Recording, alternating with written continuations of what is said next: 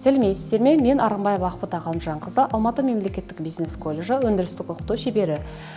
Бүгін мен сіздерге екінші курс білім алушылармен бірге аспаздық мамандығы бойынша салқын тағамдар мен басқалар атты тақырыпта тәжірибелік сабағымды ұсынамын.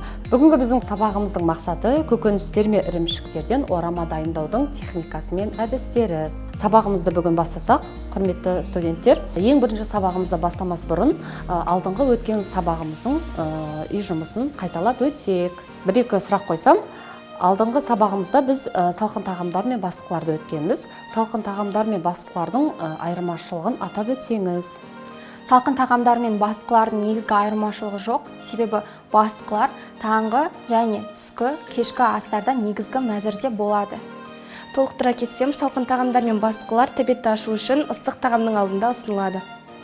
Өте тамаша. Және ең бастысы, сабағымызды тағы бастамас бұрын біз қауіпсіздік ережелерін міндетті түрде аспаз болғаннан кейін міндетті түрде білуіміз керек. Және соны бір қайталап өтсек. Ас әзірлейтін бөлмені терезені ашып желдендіріп аламыз. Ас әзірлейтін бөлме гигиеналық талаптарға сай болуы қажет. Және де ас әзірлейтін адамның үстінде арнайы форма мен бас киімі болуы қажет. Ол тазалықтың кепілі. Және де өзімізге керекті құрал саймандарды тазалап жуып дайындап аламыз.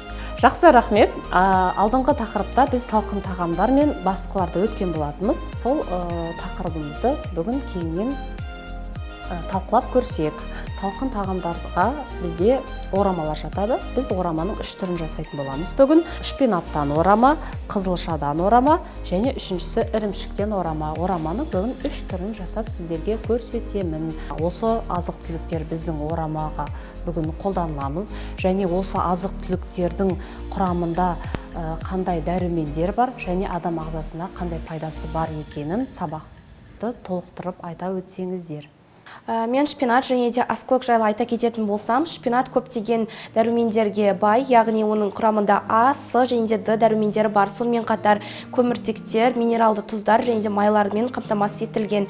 Ал аскөк жайлы толықтыра кететін болсам, аскөк көптеген хош иісті эфир майларымен, сонымен қатар минералды тұздар, клетчаткалар және де көміртектермен бай.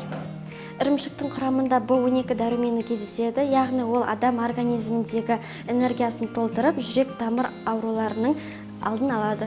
Ал енді жұмыртқаның адам ағзасына берер пайдасын айта кетсек, оның құрамында ақуыз, йод, фосфор элементтері бар.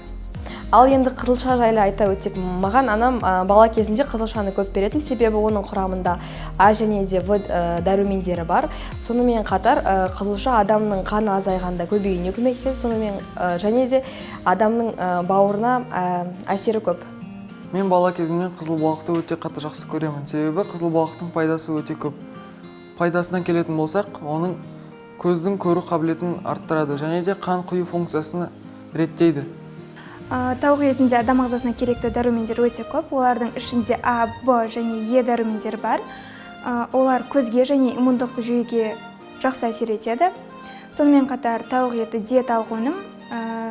Тауық етінің кеудесін көбінесе диетадағы адамдарға жеуге кеңес беріледі. Рахмет, жұмысымызды бастайық және іске сәт. Бүгін біз әртүрлі түсте орамаларды дайындайтын боламыз.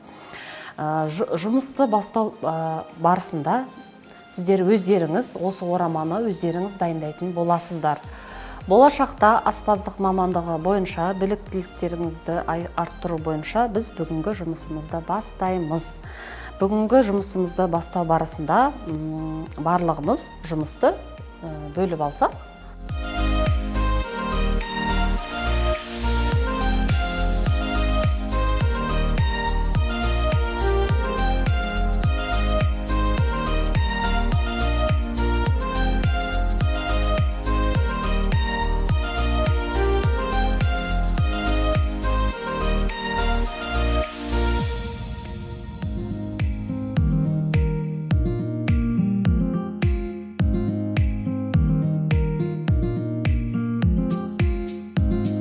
Ең бірінші пешті қосып аламыз, қыздырамыз 180 градуста.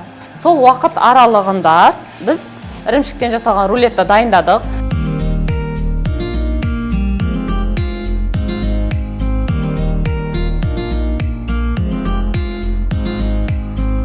ірімшіктен жасалған ораманың ішіне салмасына тауықтың еті 250 грамм, майонез және кішкене ғана сарымсақ қосылады. Келесі орамамыз біздің шпинаттан жасалған орама. Шпинаттан жасалған ораманы бірінші жасау үшін шпинатты міне жақсылап тазалап аламыз.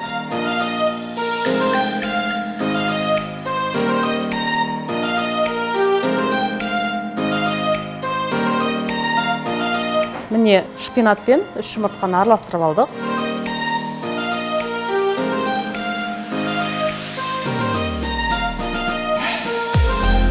Біздің екінші орамамыз, шпинаттан жасалған орамамыздың салмасы дайын болды.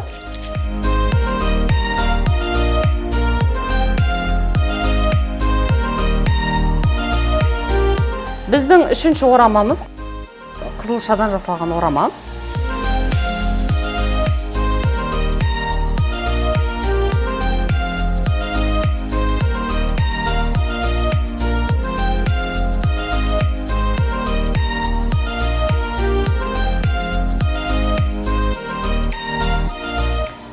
Міне біздің қызылшадан жасалған орамамыз бір келкі салма болып шықты. Осыны міндетті түрде қазір пеште пісіріп алатын боламыз.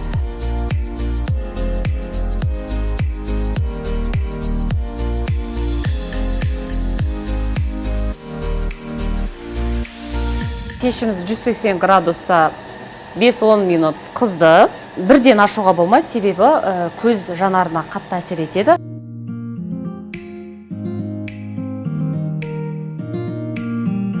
Міне екінші орамамыз, шпинаттан жасалған орамамызды тағы 180 градуста 20 минут пісіріп аламыз. Міне.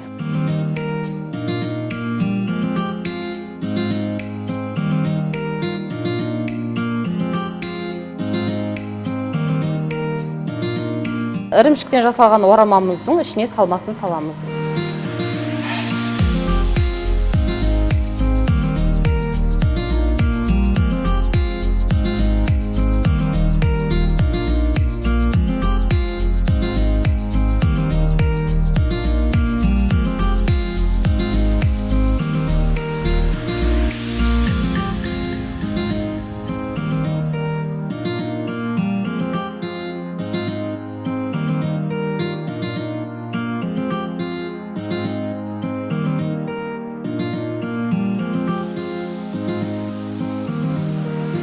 Дайын болған орамамызды кесіп, әсемдейтін боламыз.